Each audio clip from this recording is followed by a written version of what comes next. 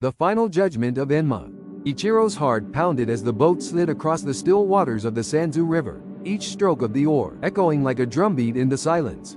The ferryman, an old, hunched figure, said nothing as he guided the small wooden raft toward the shadowy shore. Ichiro's mind raced with memories of his life, his successes, his failures, every moment that might soon be weighed against him. The raft scraped against the shore, and Ichiro stepped off, his legs weak. Before him loomed a vast stone fortress, its jagged towers disappearing into the dark sky. At its entrance, a pair of towering demons stood guard, their eyes burning with silent judgment. Without a word, they parted, allowing Ichiro to pass. He followed the narrow stone path, each step heavier than the last, until he reached a massive chamber. At its center, seated at a colossal desk carved from black stone, was Enma, the king of hell. His enormous figure was cloaked in shadows, but his fiery eyes gleamed with terrifying intensity, watching Ichiro approach. On the desk before Enma lay a massive book, the Enma Cho, the ledger of all souls. Every good deed, every sin, written in ink that never faded. Ichiro, Enma's deep voice reverberated through the chamber. Your time has come. The moment to weigh your soul is at hand. Ichiro's legs trembled as he stood before the imposing figure. He could feel Enma's eyes on him, seeing not just his body, but his very essence, his fears, his regrets, his darkest secrets.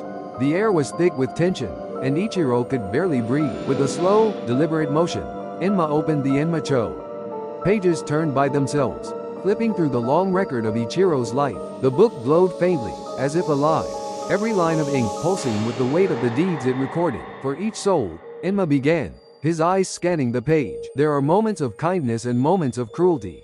You, Ichiro, have known both. A chill ran down Ichiro's spine. He remembered the kindnesses he had done, helping neighbors, caring for his family, but he also remembered his darker moments.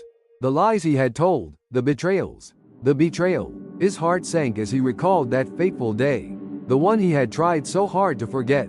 You betrayed a friend for your own gain, Enma said, his voice cold and unwavering.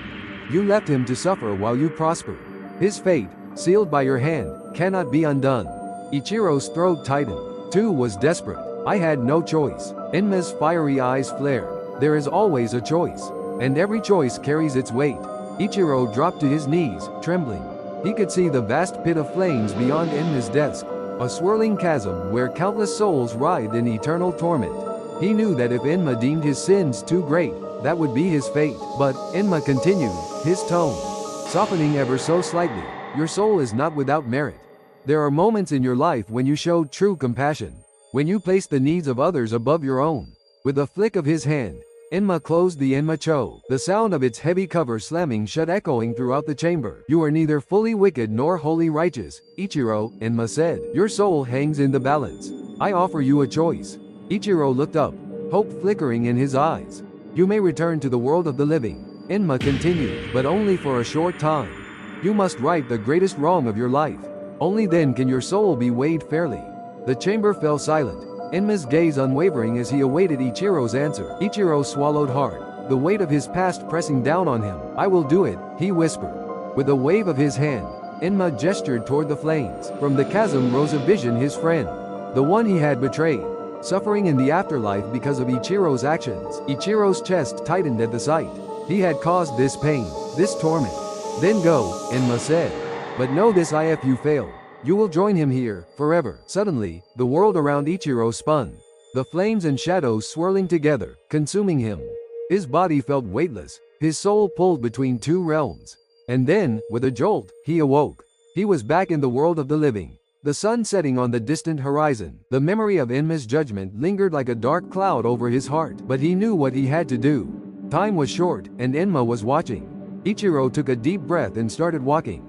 His redemption, and the fate of his soul, depended on the choice he would make next. In the end, Enma does not condemn outright, but rather offers a final chance for redemption, proving that no soul is beyond judgment or salvation. The weight of one's actions, however, can never be forgotten.